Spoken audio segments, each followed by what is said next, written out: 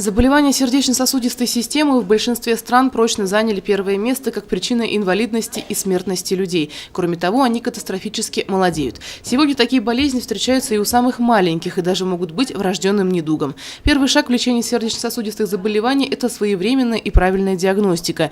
Методы выявления и лечения постоянно обновляются, поэтому, как считают ведущие специалисты Министерства здравоохранения Республики, врачи на местах, даже самых отдаленных от столицы, должны шагать в ногу со временем.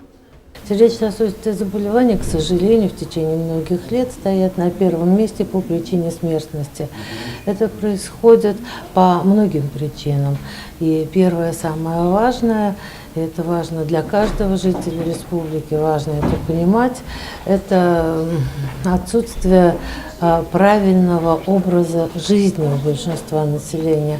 Правильно жить мы должны начинать с самого рождения. И для этого должна быть тщательная подготовка мамочки к рождению ребенка. Она должна понимать, что вырастить здорового ребенка – это самая важная ее задача.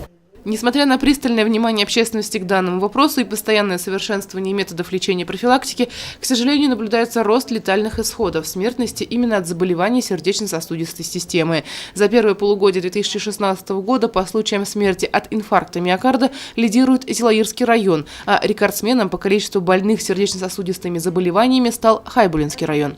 Ситуация действительно критическая, и это стало поводом для приглашения на семинар помимо врачей и глав районов Зауралья. Если работа по профилактике поставлена совместно с властью, то она больше приносит и плюсов.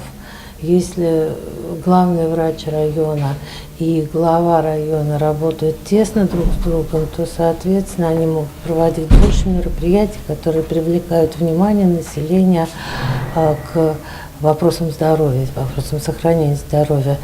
Елена Афанасьева, Айгуль Хамитова, Алик Кадыров, Гульгина Раскильдина, телекомпания СТВ.